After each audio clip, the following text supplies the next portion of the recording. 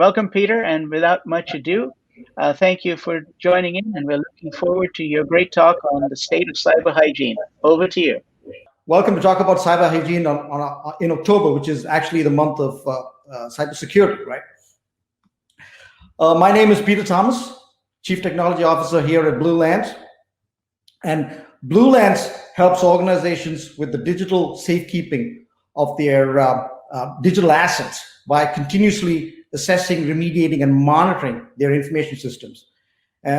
Our solutions help organizations with audits, compliance, and investigations. So let's talk about cyber attacks, which is the top. Cyber hygiene. Before I get into cyber hygiene, I'm really going to talk about cyber attacks. Take a look at that stat: 5 billion records. So that's 5 billion records have been exposed this century. And if you look at those companies involved, that's the who in corporate America: Yahoo, Equifax, Target, Chase.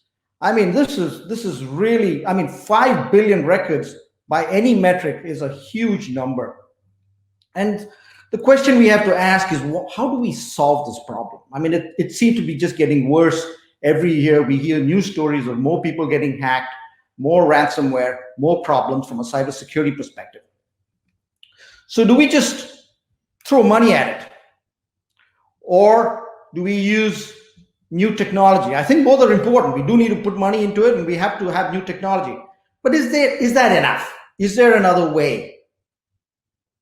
So typically, when faced with intractable problems, engineers and philosophers, for that matter, go back to what we call first principles. And first principle is just a basic assumption that cannot be deduced any further. So you strip out all the assumptions from a problem till you get to a base level that you build up from. It was used by Aristotle originally, and you probably heard about first principles in philosophy as well.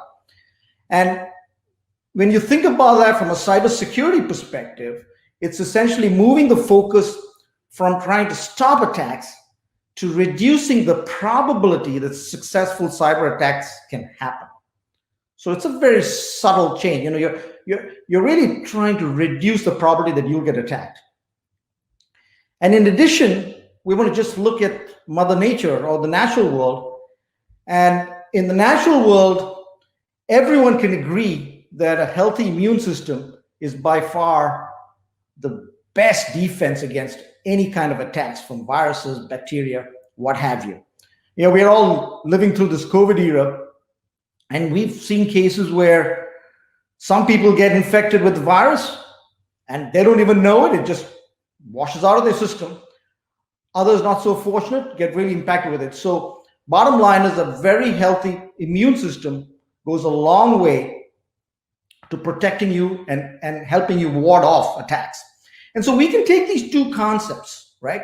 Reducing probability of cyber attacks and looking at an immune system to come up with, or rather, to come up with this whole cyber hygiene. And the adage, an ounce of prevention is worth a pound of cure, stands so true, right?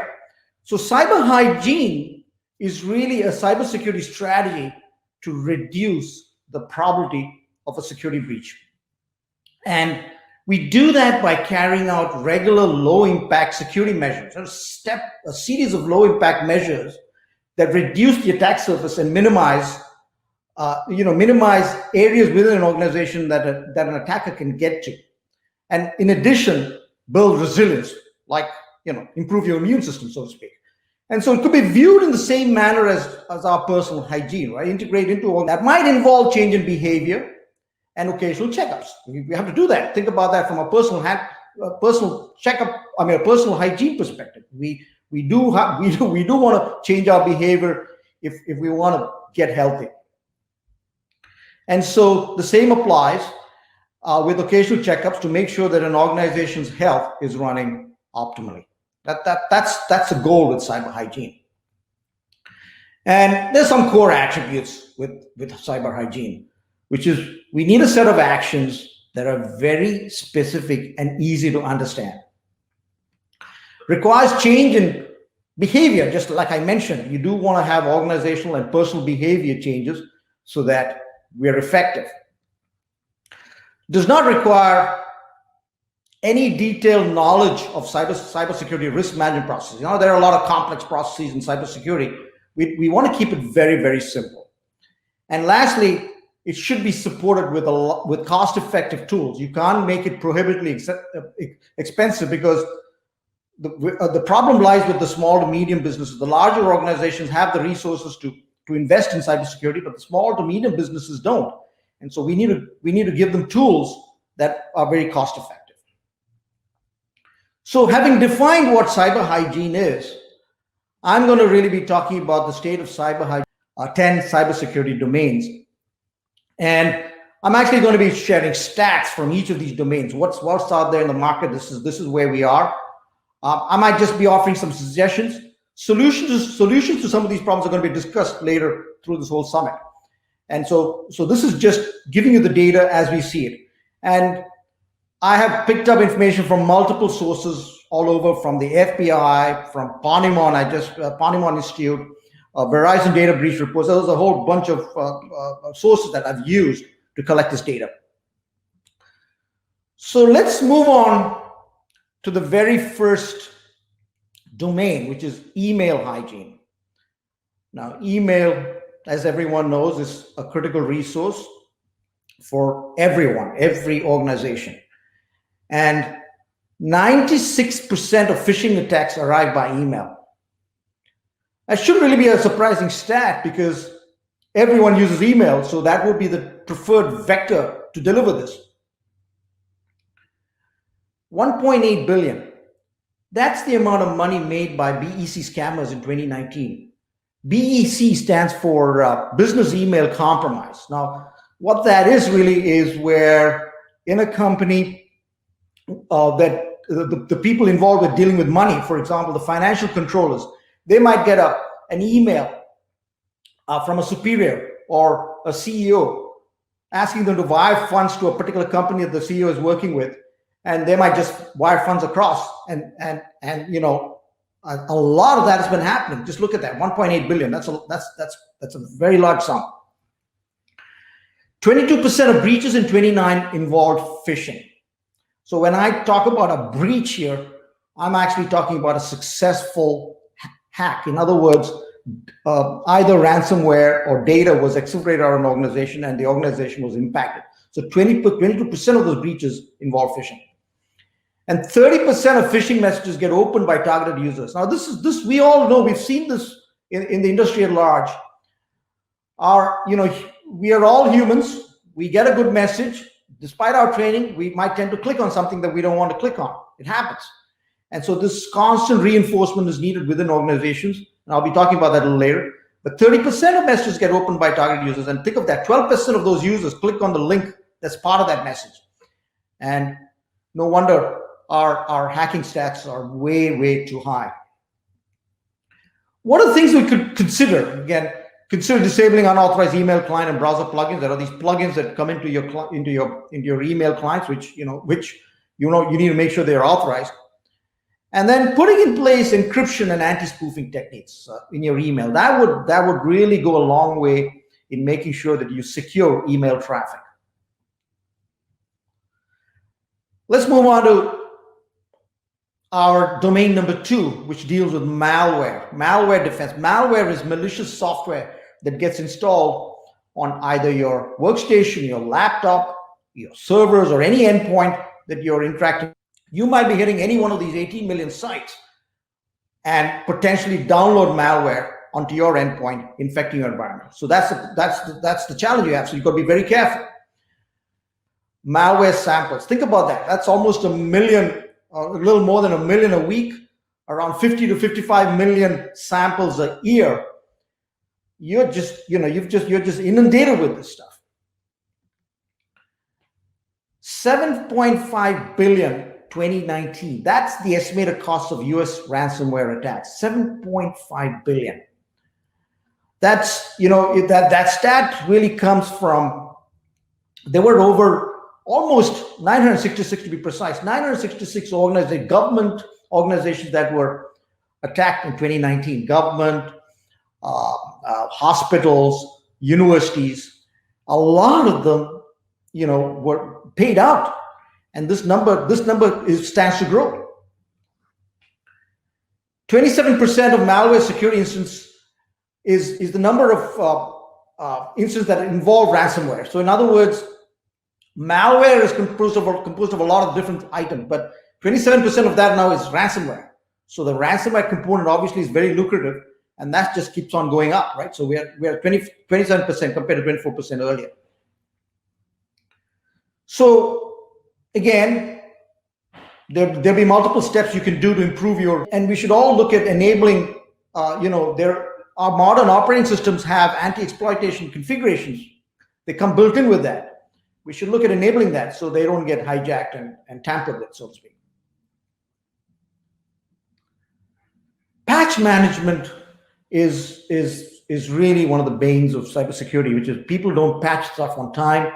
We've got a lot of hardware sitting in organizations, servers, workstations, network switches, ports, you name it. There's a lot of infrastructure that even small, medium businesses have.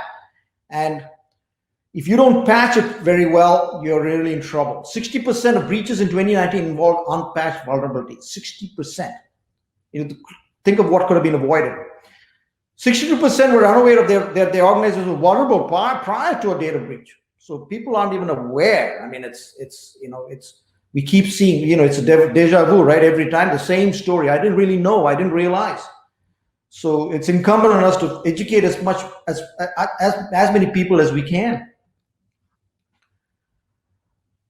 If you recall, a few years ago, we had the Equifax hack, where the credit bureau, they got into everyone's social security numbers and literally all our data, and that cost to Equifax is $4 billion and counting. It's still going on. It's an ongoing cost.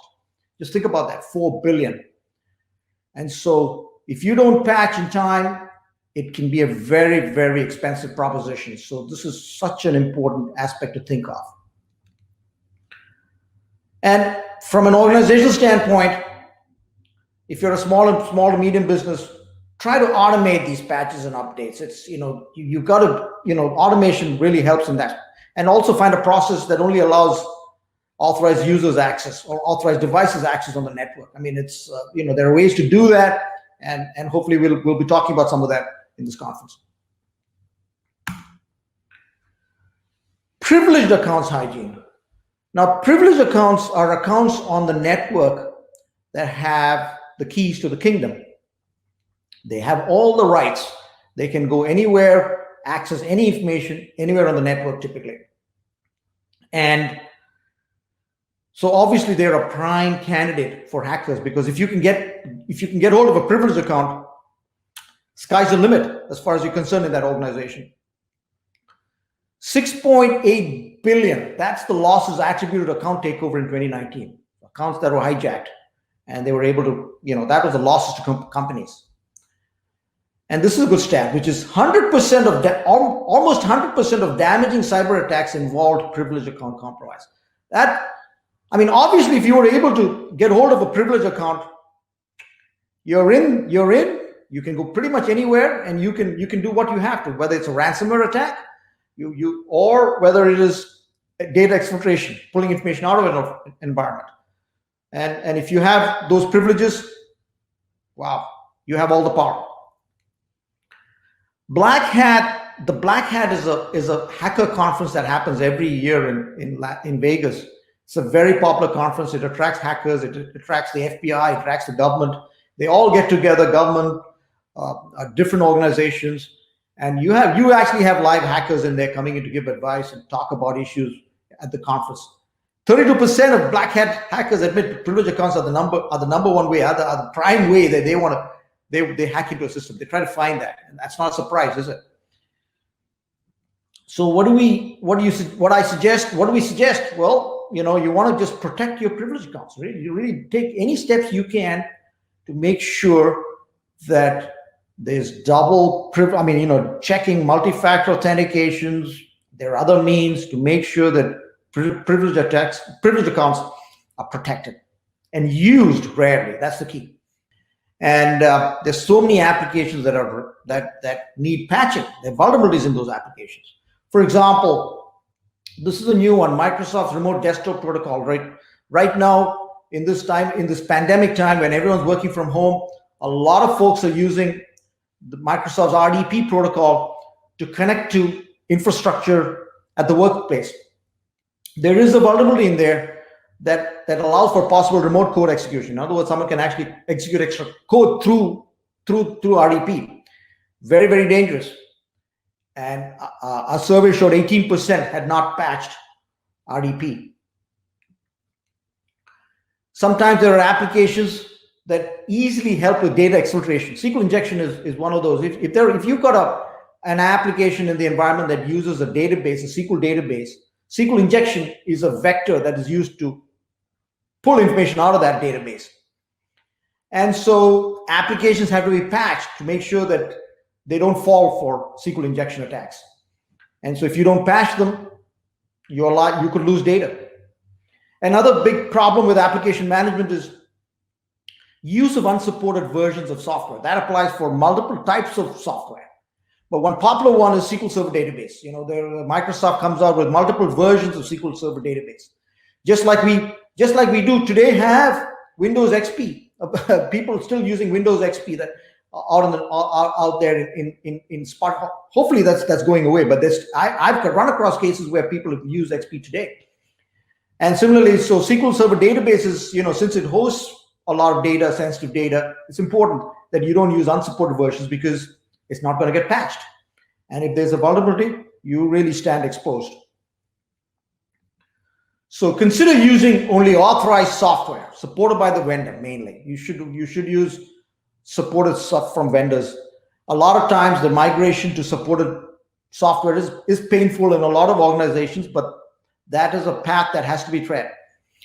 Put in a place to automate patching and updates. As with everything else, that has to be, the automation can really help alleviate a lot of this. But when you're dealing with applications, one point to keep in mind obviously is that you want compatibility with prior versions, and a lot of times the good vendors double check, and there should be a process in place to take care of that. Let's move on to the next domain, which is access control. Access control deals with how you get information. How do people in an organization get information or get access to information in an organization? It's access to files and folders. They're probably sitting on servers. You could have SANs, you might have NAS devices, you might have multiple devices in an environment that store files and files, information that is the lifeblood of an organization. You need that information for employees. And how we control that access is very important. So this is stats from a company that deals with a lot of files and folders. 21% of all files in an organization are not protected in any way. What that means is that they're pretty much open, right? But this is a scary stat. 17% of all sensitive files were accessible to all employees. Think about that. Whatever data that was deemed sensitive by an organization, everyone who can log into the system can get access to those files. I mean, that's really a dangerous system. So obviously in these kind of situations, it's either through something called rights creep. You get more and more rights as you stay longer in an organization, as you move from one area to another area. Or it could be that it's just that the administrator was just so fed up with giving rights to people and giving rights to everyone, the worst kind, right? But that's a very dangerous situation. And 15% of companies found 1 million files, more than 1 million files open to every employee. That's in conjunction with the 25% of all files not protected. So 1 million files are actually available to everyone. And why is this a problem? Just think about this for a second.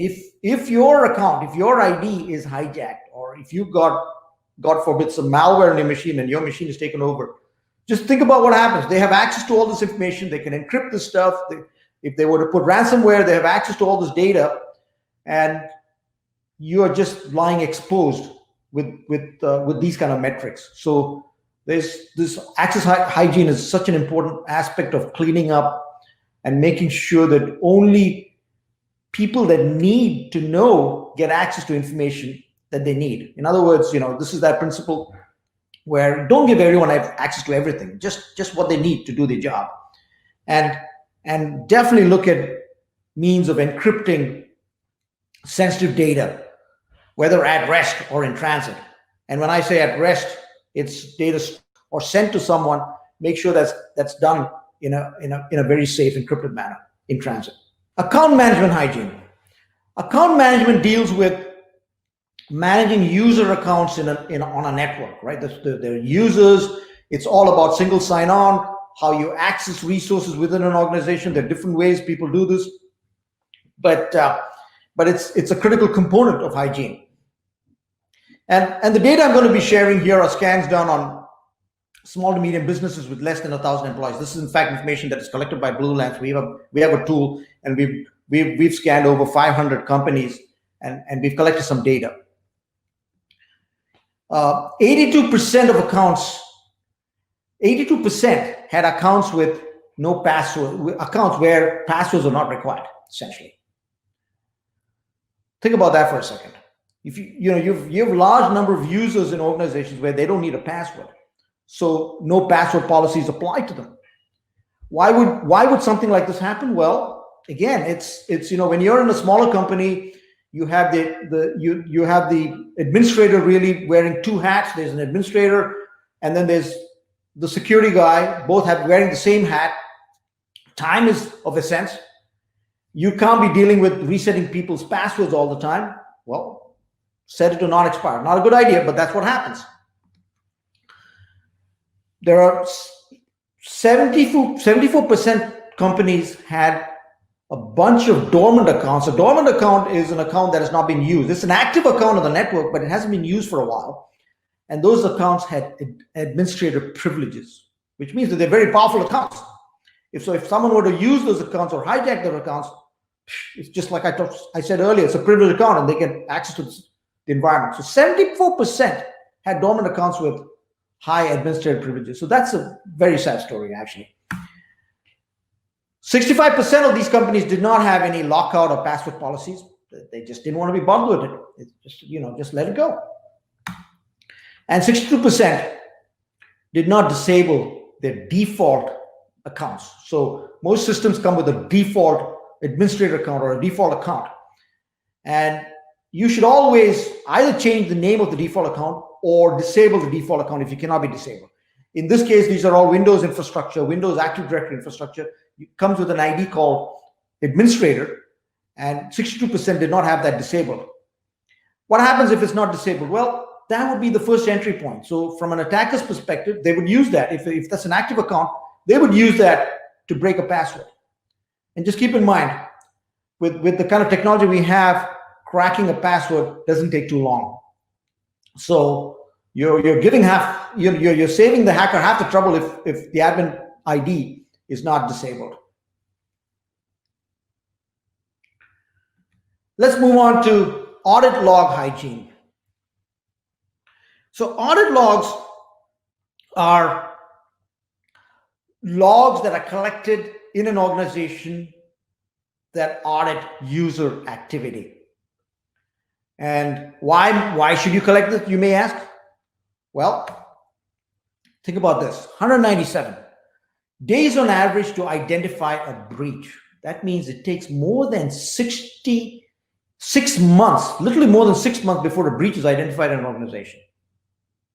Right? So if you had an audit trail or if you had a log, you could really cut that down, because if you were looking at that information, you'll probably find that there's data there that shows some anomaly, some activity that is not good, that might lead to an investigation, which could cut this time down.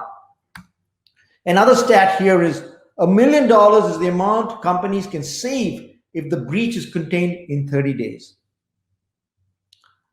That's a big number. So think about that. If the average is 197 days, look at how much money companies are losing just because they couldn't detect that earlier.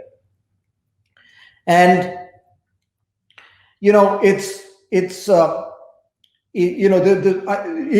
30 days still is a long time. And there are so many breaches, so many laws that could be broken. There could be notice breach laws if customer records were stolen, if data was gone. The more time you keep, the more fines accumulate, and it just gets worse. And 73% of small businesses with less than 250 employees do not even have an audit log. It's just too bothersome for them. They don't keep up with it. So think about it. So it's really, an attacker has all the time in the world to figure out how they want to access that and get in and get data out of that environment.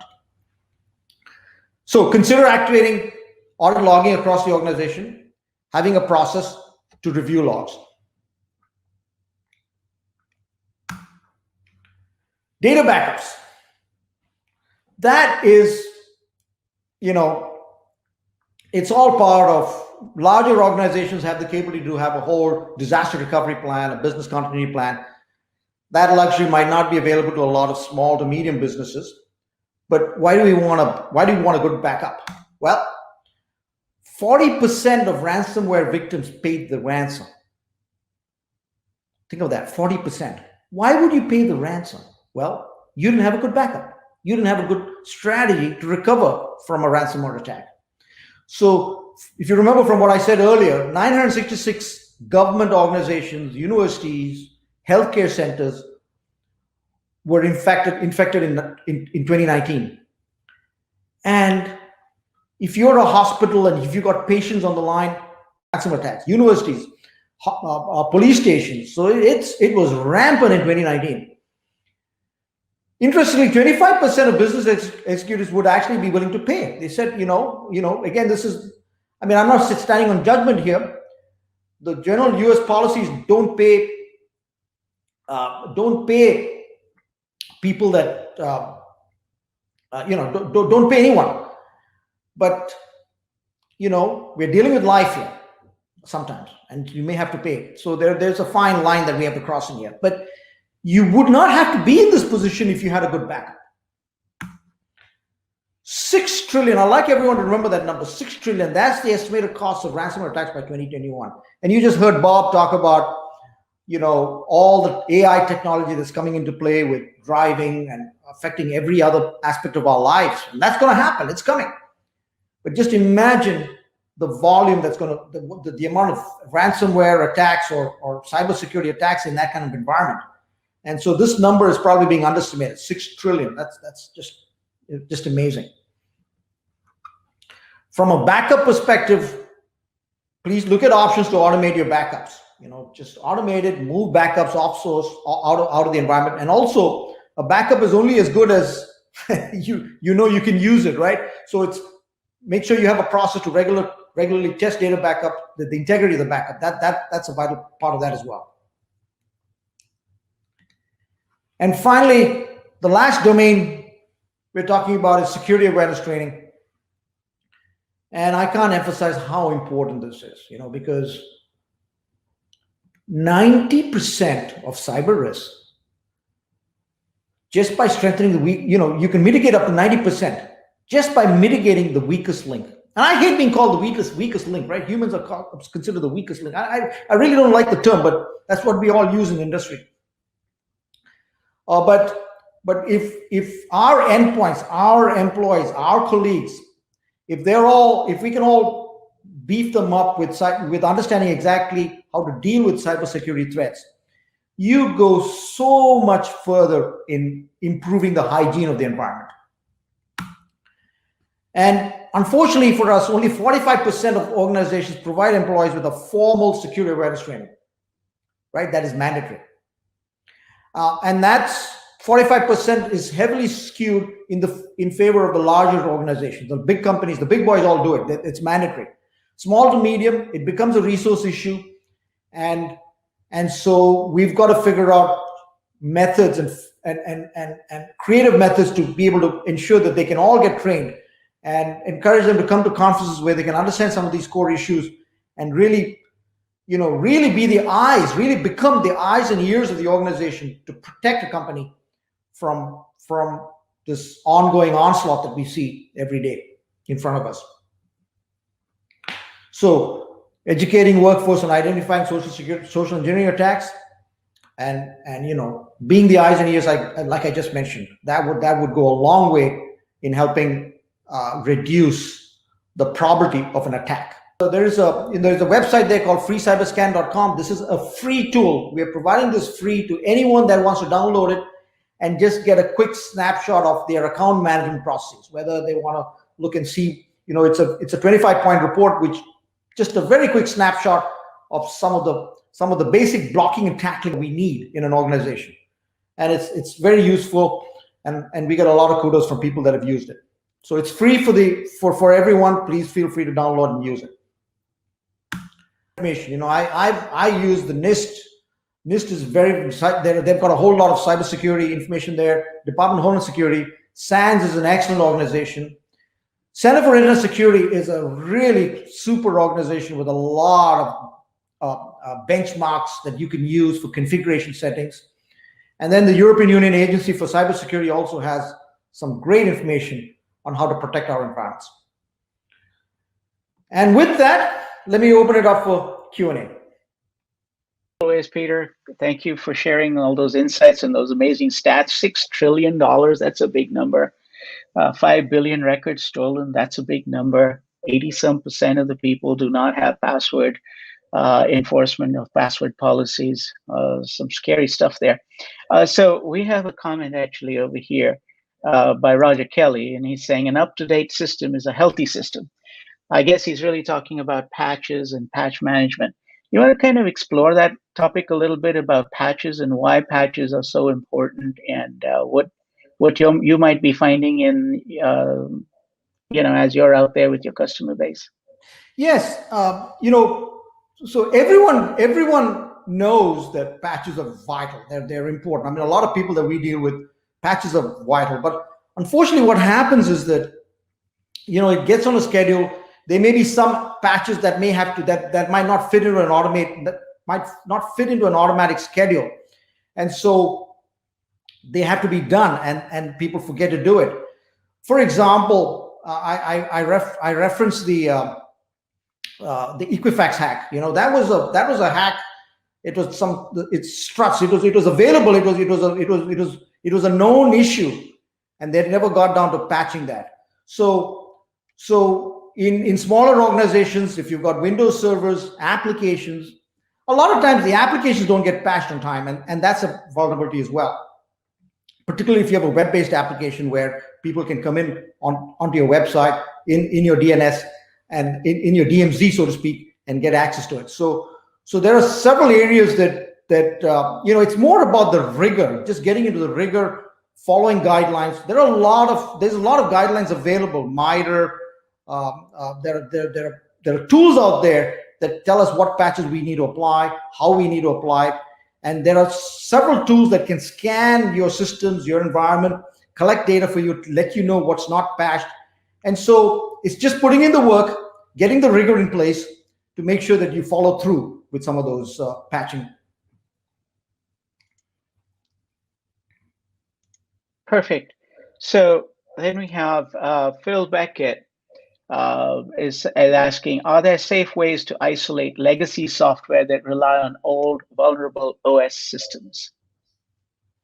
So that's a great question, Phil. I think if it's possible, one of the ways we want to do that is to segment those into a different network segment. So we know they're more vulnerable. So the only way you can protect it is to make sure that access to those systems is more controlled, and don't leave that in the same segment as your other production environment. So if you could create a segment on the network that will move those legacy systems into a different segment, you would then have the capability to add additional controls just before you get to those servers and protect yourself that way till you upgrade. So that's one approach to follow, because sometimes you may have a mission critical application in the organization that you can't just do without, and it's running on a legacy system. And so one way around that, like I just mentioned, is to protect it by putting another layer, a network security layer around it, so that access to that is controlled. That's a great question. And so there is another question pretty much that maybe talks about a similar issue. But the question is, are banks still using Windows Server 2008? And are they not vulnerable than using Windows Server 2016 or 19? What are your thoughts? Most banks of FFIC guidelines. There's a certain guidelines that are, FDIC, OCC. There's government, there's local government um, regs that they have to comply to and adhere to. And part of that is that they should not be using unsupported versions of software. So from a banking perspective, our experience has been that most of them have definitely upgraded to the later version. They're able to go back to their boards and get financing to move systems across. It's some of those. Where we find this is in some of the legacy hospitals. A lot of these hospitals don't there's funding issues, and they don't migrate that fast across. Even local government, I've run into local government situations where they haven't moved across from 2008. So banks have by and large done a great job in migrating to the latest and greatest. But it's some of our healthcare providers, some of our local government providers that would need some assistance in that space. If the workstations are not updated frequency, and I guess to that effect, since all of us, many of us are still working remotely, what about VPN access? And what about, are you finding that a lot of companies that have sent their workers home, if they are not working for the enterprise, but maybe for non-for-profits or for companies with less than 500 to 1,000 employees, are you finding that they are using VPNs, or are they just using the regular router? So how do you really talk about this remote worker? That's a great question, Ramesh. So again, to a certain extent, it depends on the maturity within an organization, right? So an organization that's fairly mature uses a VPN. VPN is the preferred approach to actually connect your endpoint, your workstation, to a corporate network. So once you connect through a VPN, it's a very secure route across the internet, and then from there you can then remote into any particular machine or server or virtual machine that would serve as your desktop for work in an organization. Now, if you're forced to do work on your own laptop, on your BYOD device, that's a different kettle of fish. But in most cases, if the endpoint is a company-owned device, one recommendation to prevent malware, to prevent a lot of the problems that we see in the world as far as ransomware, is to make sure that employees do not have full administrative privileges on those endpoints. So what that means is that you have very limited rights on the laptop or endpoint. You're logging into your environment through a VPN. You really can't do much on your local endpoint. Everything happens on the corporate servers, and that's the best ideal approach. In some cases, that might not be possible. In any case, if there is a system in place where your day-to-day work is with an ID that does not have too many rights on your local machine, you're much more protected. When you do need rights, log in with a different set of credentials that have those rights. Maybe you want to install something, or maybe you want to get something else. Just use the second set of credentials just for the short period of time, and then log back and go back into an ID that does not have rights. That one step will go a tremendous long way in making sure that you don't get infected with malware. You can, because they don't have rights to install anything on a machine. The probability of you getting infected is very low. On the other point, Umesh, as far as we do see some organizations that don't use a VPN, very, very dangerous. If you're trying to connect to a remote desktop endpoint at a corporate network, it's not the recommended approach. Primarily because RDP, like I just mentioned, has a lot of vulnerabilities. You could get hijacked, you could get taken over. There's a lot of vulnerabilities in that space. So setting up a VPN would be one of the most cost-effective and safest approaches for organizations to connect their remote workforce into the corporate network. So, Peter, you threw out a couple of acronyms that in the tech world we are all very familiar with, but we do have a lot of business leaders who have joined. So you threw out RDP. That's a remote desktop. Remote desktop, yes. So I'm sorry. So you want to kind of just talk about that for a moment as to how people use it and Yeah. why that's such an important thing for our business leaders that have joined on. Yes. So the remote desktop is an application from Microsoft. That's it's just an app from Microsoft that allows you to connect to an endpoint. So you would actually connect. You'd connect to an endpoint, provide your credentials, and you log in through the endpoint. It's a very nice, simple, easy to use tool. But for those same reasons, it is vulnerable to an attack, which it is. There are vulnerabilities in remote desktop that have to be addressed. Otherwise, your machine can get hijacked, essentially. So for that reason, what most companies do is they set up a VPN, which is a virtual private network. So VPN is, you have VPN software. It's a software solution. You connect with the VPN from your endpoint to the corporate network. And then once you've connected on that channel, that's an encrypted channel, then from the corporate network, you can then use the same RDP protocol or any other protocol to connect to your servers or workstations on-prem. Well, you're still remote, but you're connecting to machines in the environment in a much more safer approach. I mean, that's the recommended approach, really. So we have a question coming in on YouTube that says a lot of times what I see in small and medium-sized businesses is that they feel they don't need any of this, or it is too expensive or too inconvenient. How do you appeal to leadership of these companies? So, Shani, yeah, that's a great question. Yes, you're right. There is this perception that a lot of these tools are very expensive. So, on the topic of VPNs and remote desktop, VPNs are very, very cost effective. They're very cheap. There are a lot of VPNs in the marketplace that are not very expensive at all, and it's not a very expensive tool.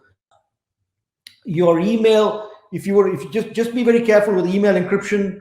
Email encryption might be pretty expensive, but there are other steps in email hygiene that you can take to make sure that you don't get spoofed. So each of those malware, from a malware perspective, I think the single largest thing in malware is to make sure that you don't use administrative privileges when you're logging in locally. Just keep your rights very, very low. Access control. So access control is such a huge aspect of data security, because if you can see everything in an organization, that's very bad security. It doesn't take a lot of effort to just cut it down to give access to people that need to see only what they need to know. And that's important. So they're not very expensive. Now, obviously, if you're going with the data loss prevention software, intrusion detection software, those are all tools that a lot of larger companies require because they deal with a lot more sophisticated data and information. So that becomes expensive. But you could do a lot of steps. You could take a lot of these core steps, keep your costs very, very low, and really have effective cybersecurity in the organization. I have another question coming in that says, do we need vulnerability scanning and pen tests if we adopt cyber hygiene practices? Okay. Well, vulnerability scanning and pen tests are a vital part of cybersecurity. And, by no means, cyber hygiene, like I said, is just a set of practices that we encourage everyone to follow. That's like your personal hygiene. That in no way says, please, you still need vulnerability scanning. Vulnerability scanning identifies vulnerabilities on your network. Pen test understands whether you've got any open ports or vulnerable ports that might impact your organization. So you have to do both in conjunction. The ideal situation is where we practice, where we're healthy. I think the analogy is that we're healthy, we stay healthy, we eat right, do proper exercise, and go for regular checkups. But sometimes you might need to do a scan, right? You want to do a scan, you want to check your cholesterol, you want to do a nuclear test. There's certain things that you need to do anyway as you age to just make sure that things are working. So I would view it in that perspective. You still need those. You do need vulnerability scanning. You do need pen tests, but stay healthy.